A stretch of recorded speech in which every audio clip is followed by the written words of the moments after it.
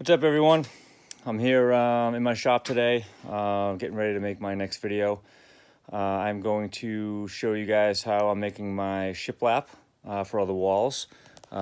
Excuse the mess in the shop right now, but because of this shiplap, I have everything ripped off the walls, and it's kind of cramped in here right now. But as you can see, I have about half that wall left, maybe less than half now, because I have the windows and up behind the heater, take away from that a little bit. But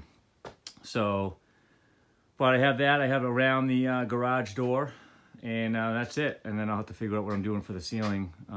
But as you can see, I got the shiplap all the way around, up in the stairs. So that's what I'm working on. I have this pile right here of wood. It's all rough sawn pine. It's been out in the backyard drying. It's got all sorts of stains from being wet and then dried and wet again. So it looks kind of cool when it's done. If I can show you this wood up here, you can see all the different colors. So it's a pretty cool effect from weathering and getting water and bugs and all sorts of stuff when it's for a garage. And let's see if I can get another one up here. You can see all the little bug holes. But when it's for the garage and it's just for aesthetics, I think it looks pretty cool. So that's what I'm using. But without further ado, what I'm doing with this process is I'm milling down this wood. So basically using my surface planer here to mill down the thickness to 7/8. Right now it's at 4/4.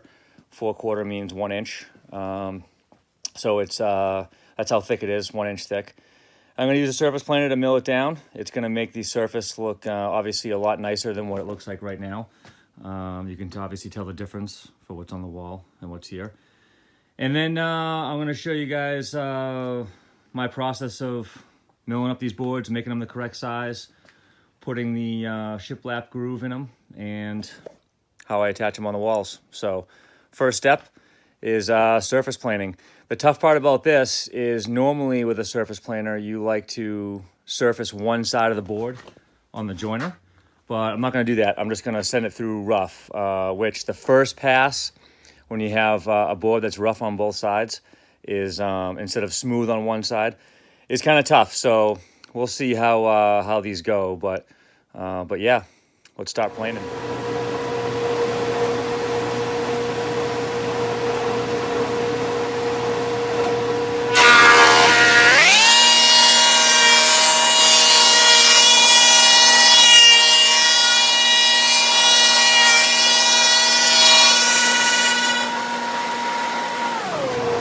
Not bad. So there's the bad side,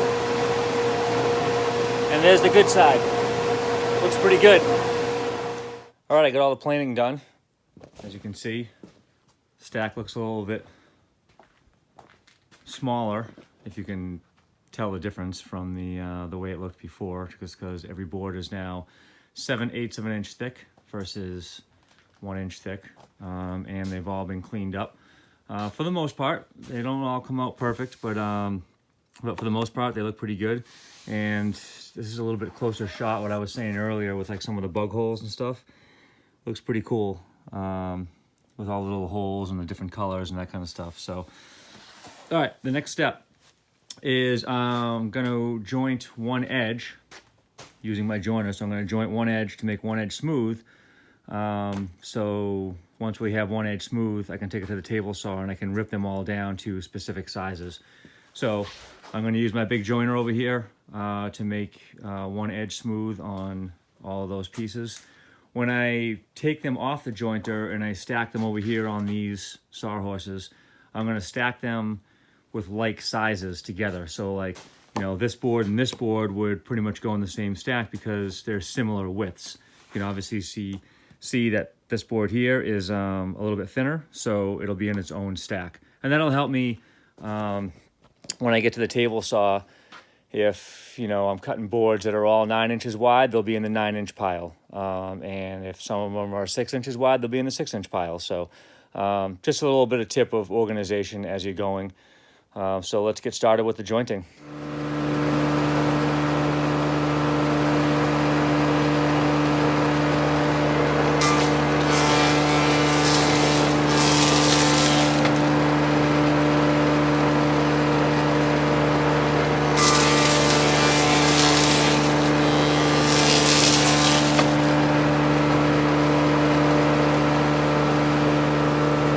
go, nice and clean. All right, as you can see, I got them all jointed up and I got them separated into piles. There's two pretty obvious piles, the one on the left here and the one on the right, as far as how much wood they have. So I may just consolidate. I may take this small stack and just cut it down to this size, and this small stack here I may just leave, or I might just cut all three of these piles down to that size, which is not a big deal. And then I have this massive pile over here. But as you can see, the right side's edges are still rough, not good. And the left sides are a lot cleaner. So that's what I'm gonna do. I'm gonna take some measurements and then I'm gonna start cutting them down to size on the table saw. So let's take a look to see what that process involves. Also, a quick side note, you may have noticed earlier I was wearing gloves. It's not really good practice to wear gloves while you're woodworking, but if you can do it safely and far away from the blades, like if you're using the surface planer or a taller board on the jointer, then you know it's okay. But on the table saw, where you're going to be much closer to the blade, I take my gloves off for that. So just a little side note.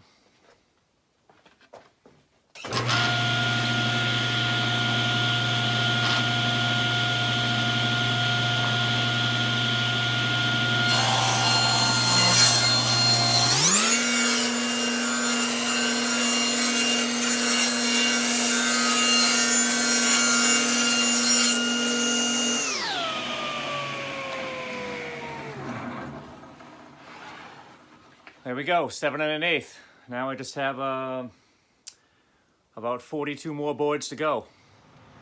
So I swapped out the blade, the regular blade, with a dado blade.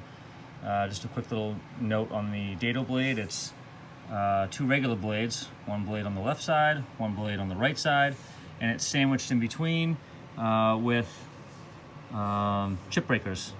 So you can see that there's teeth in between. There's not as many teeth in the middle as there are on the outside, but it allows me to space out these two blades so I can make one wide cut in one pass versus a single blade where I'd have to make multiple passes, moving the fence over to make a wide cut. So that's what a dado blade is. All set to start cutting the rabbet grooves, which this is what they look like. As you can see, I set up a sacrificial fence. That way I can have the blade underneath this part of the fence and have it sticking out the rest of the way. But I have it underneath this part, which is just a piece of plywood. So I've cut into that plywood and not cutting into the real fence. So that's why they call it a sacrificial fence. And I just clamp it on with two clamps. Little side note, just make sure when you put the clamps on, you don't put the clamps too low or else they'll hit your piece of wood. So I have them a little over an inch above the surface of the table saw. All right, basically what's gonna happen here is take the board, send it through. When you cut the other side, you have to flip it, just like I just did, and send it through again to ensure that you have opposite faces being cut. You don't wanna cut it and then spin it, leaving that same face down. Then the grooves will be on the same side and you don't want that, all right? So I'm gonna show you two different ways to use a table saw. One, I'm gonna cut it by hand using this push stick, all right? And then the other one is, you might have noticed this contraption before, is a power feeder. Excuse the mess, all this mess is all the stuff that was hanging up on the wall, but I had to take it down, but I'm not using that side of the table saw, so I've just kind of piled it on there. But I have this power feeder, and it's going to feed it through the table saw automatically for me. It's safer, it keeps my hands away from the blade. Not necessarily that much faster. What's nice is it's like a surface planer where I can be feeding one board in as another one is leaving, so it's a little faster in that regards. But it's a little bit less fatigue on my part too. So I'm not pushing boards through constantly. It's gonna do the work for me. So I'll show you both. So here we go. Another quick side note. I just wanted to let you know that my pieces are 7/8 of an inch thick. So I want my groove to be 7/16, which is half of that thickness.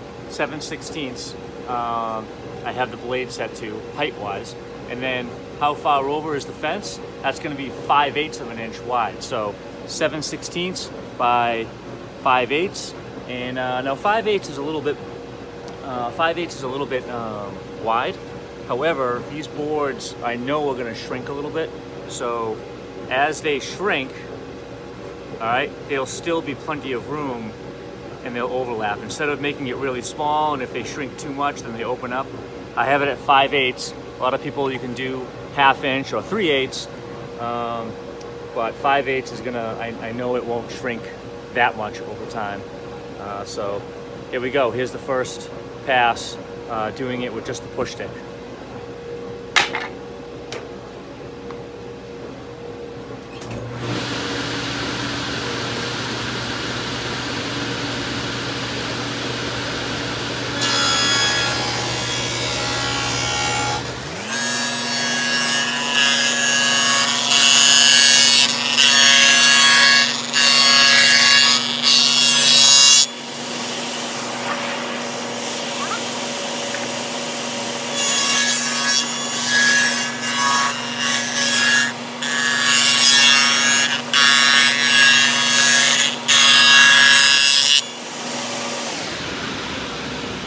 As you can see, that's definitely a little time consuming, but there's my 2 ends. So now let's see what happens when I hook up the power feeder. All right, so here's what it looks like with the power feed setup. The first thing you're gonna notice, just a real quick on power feeder setup. First off, there are the rollers.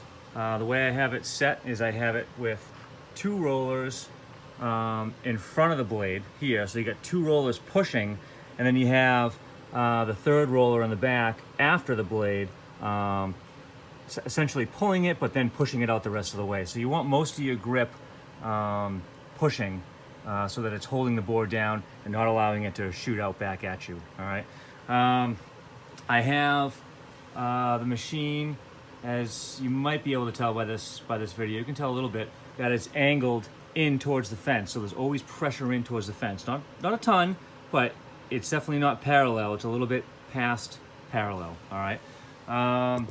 The height, you want to set it so that, I actually have it written right up here, you want to have it set 1/8 of an inch to 1/4 inch below the top of the piece of wood, all right? That means the bottom of the wheel here, you want it to be set at least 1/4 inch below the top of the wood, if not, at least 1/8 of an inch, sorry, if not 1/4 inch below the top of the wood. All right, these wheels are, they're rubber, so they're soft, they compress a little bit, but they're spring loaded as well.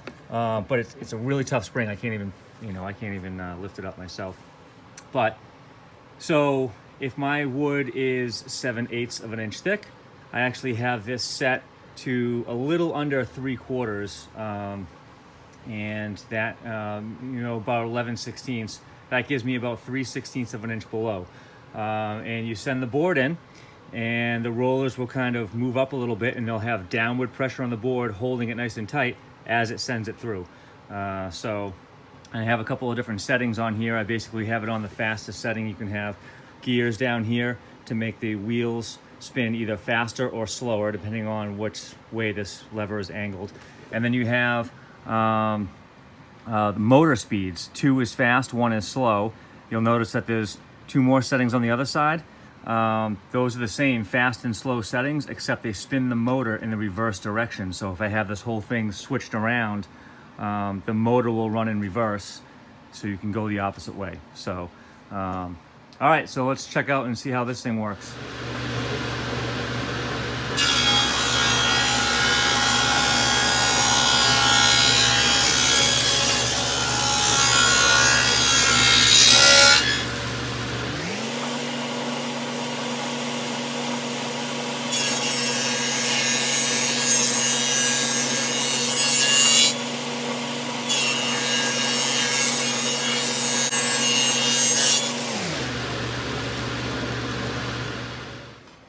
So there you have it, all the boards. You can see all the rabbet grooves cut. They're all in the correct orientation. So now we're ready to start installing. So I have a board here, as you can see, leaning up against the wall. I started running down the line here, fitting it underneath the window, fitting it underneath that window. I'm gonna go all the way down to the front of the garage. So let's just take a peek. As you can see, the gaps are, you know, pretty well even all the way down. Well, how I'm doing that, oh, I left the spacer in here, is exactly that, these spacers. So look up top here, I have this spacer. Right now it's kind of being held in by this one. So that's kind of nice. I have a spacer right here. Tricky part about leaving that spacer just hanging out on the ledge like that is that when you go to install your other board, if you're not right next to it, you have a tendency to knock it off. That can be kind of annoying. So let's see if I can do it without knocking it off. Now this is a little different. Normally it's just place the board up on top, make sure it's butted all the way up against the previous board, and then you just, you know, screw it in every other stud or so, whatever. I'm usually putting 3 screws in per board, nothing crazy. But here, you can see that there's a groove underneath the window. You can see the other groove right here, all right? So I have to take the board and I have to kind of flip it up underneath that groove and then set it down on top of my spacers. So let's give it a shot and see what happens here.